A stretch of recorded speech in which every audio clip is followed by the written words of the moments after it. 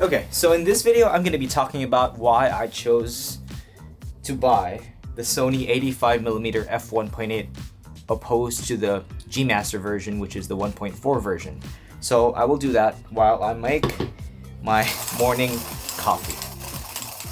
Okay, so the main reason why I bought an 85mm is because, let me just give you a backstory. Back in 2013, I used to use a Canon 60D, my dad's Canon 60D, and that was a crop sensor camera. And back then, I didn't know what a crop sensor was. So my dad had a 24-70 Sigma lens on it. So normally you would think that that's a 24-70, but with an APS-C lens, that is going to be times 1.6. So I didn't know that there was actually a crop factor going on. So I got myself a 50mm back then, and I didn't know that it was equivalent to an 80mm.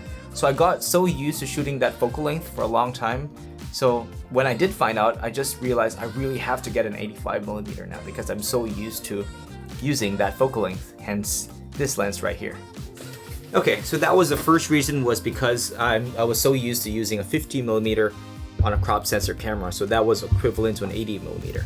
The second reason why I chose to buy the 85mm f1.8 is that I need a B-roll lens for when I go to shoot my vlogs, because sometimes I can get away with the 50mm f1.8, but the problem is the compression or the focal length is just not enough. Like 50mm is a very good versatile lens, but it is not good for being invisible. For example, if I wanted to shoot a person from a faraway distance, with a 50mm, you're gonna be obvious that you're shooting that person. But with an 85, you can at least be a little bit more distant. The third reason why I bought the 85mm f1.8 from Sony is that this one in particular has a 67mm filter thread, because I'm vlogging with a Tamron 17-28, which has a similar filter thread, which means I don't have to buy two ND filters for this combo. Because we all know how difficult it is to keep using step-up rings, and yeah, it just complicates the process of, shooting. Let me just let the coffee bloom. Ooh. For those of you who are wondering, I'm using the Cafe de Kona gooseneck kettle. I like this because it's a variable temperature gooseneck kettle. I'm just waiting for 30 seconds now. Second pour. The fourth reason why I chose the 85mm f1.8 over the G Master version with the f1.4 version is because this is a lot lighter than that. Because I don't want to bring a heavy lens or a heavy setup, because I'm already vlogging with the Sony a7 IV and the Tamron 17-28. The last thing I want is to have another heavy lens with me and add more to my already bad back or shoulder pain.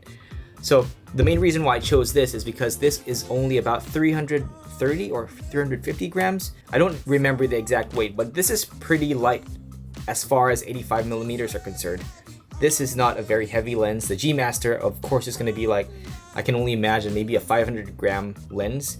So for me, who likes to walk around after work, for example, I'm a teacher, so after classes I usually go around to film.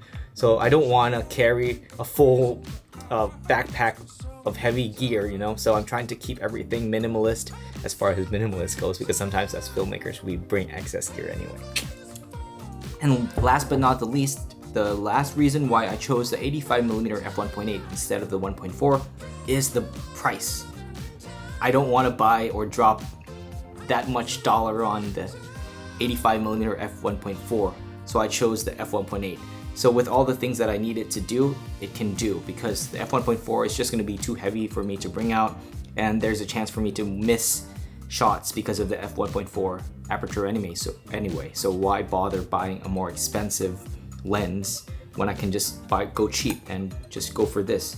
Like, this lens is already beautiful. I didn't buy it brand new though, I bought it secondhand. The guy even gave me a filter, which is good. So this was just a quick video of my thoughts about the 85mm f1.8.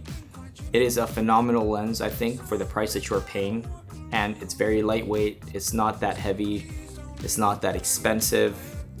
Yeah, everything about it just makes me happy. So that was just a quick video of my thoughts on the 85mm f1.8.